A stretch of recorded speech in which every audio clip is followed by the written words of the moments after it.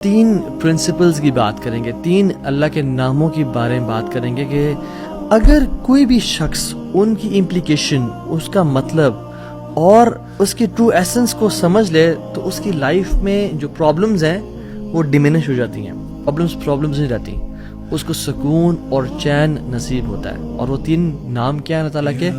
قادر، قدیر اور مقتدر۔ ان تینوں کا تقریباً ایک ہی مطلب ہے، قاف، دال اور را کا روٹ ورڈ ہے۔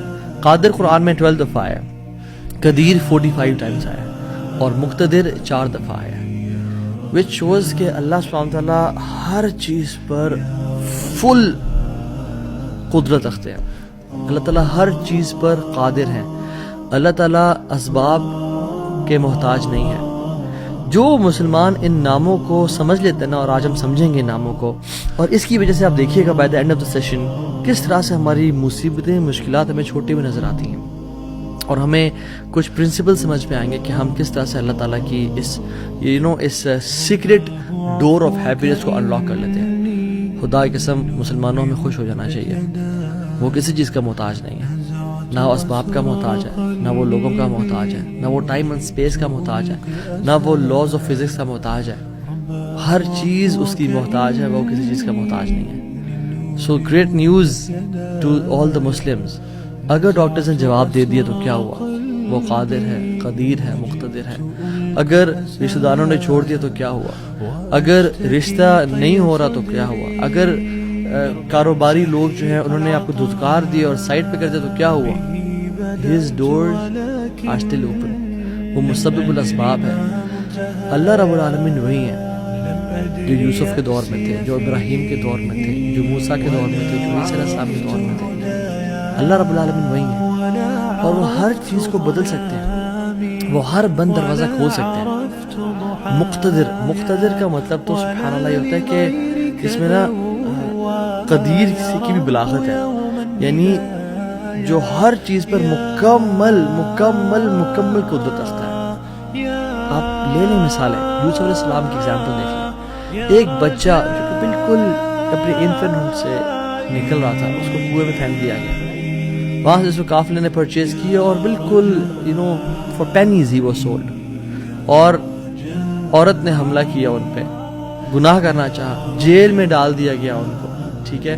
وہ شخص جو کنویں میں پھینکا گیا، جو جیل میں ڈالا گیا، جو اتنا بے بس کہ نہ باپ، نہ ماں، نہ بھائی، بالکل مصر میں ان نون اسٹرینجر، اور وہ جیل میں بھی ہو، نو کانٹیکٹس، نو پی آر، کیا بنے گا اس کا؟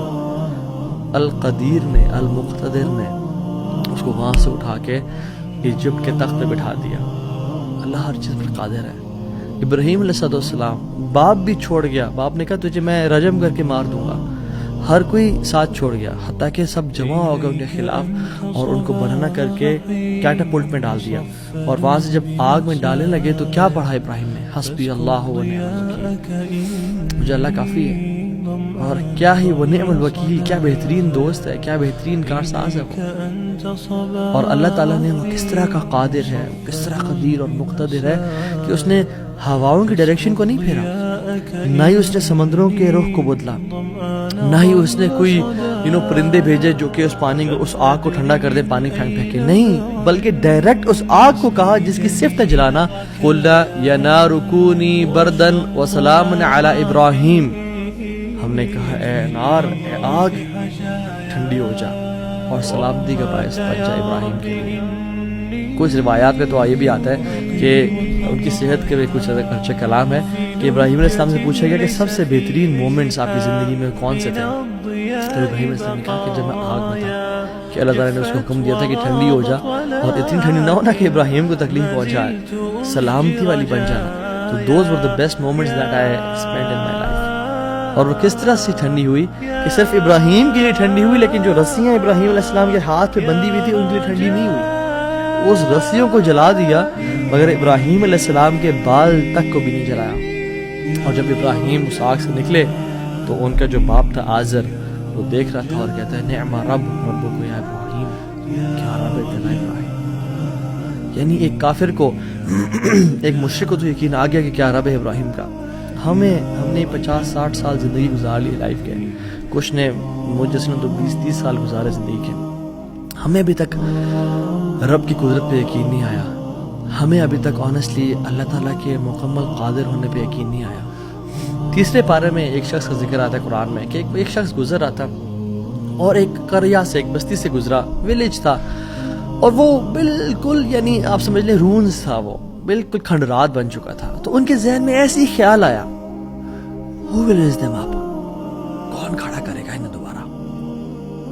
ابن کثیر اور باقی لکھتے ہیں کہ وہ عزیر علیہ السلام تھے. خیر نیورتھلیس اللہ تعالیٰ نے ان کو موت دے دی, اور موت دینے کے بعد جب اٹھایا تو کہا کہ کتنا عرصہ تم پڑے رہے ہو اس جگہ پہ؟ تو کہا کہ دن کا کچھ حصہ. اللہ تعالیٰ نے کہا کہ تم 100 سال مردہ رہے ہو. اور ان کا جو حمار تھا, جو گدھا تھا, وہ پیرش ہو گیا, اس کو یعنی کھا کے کیڑے مکوڑے, مٹی نے اس کو ڈیکمپوز کر دیا. لیکن جو ان کا کھانا تھا, اللہ اکبر کیسا قادر ہے اللہ تعالیٰ.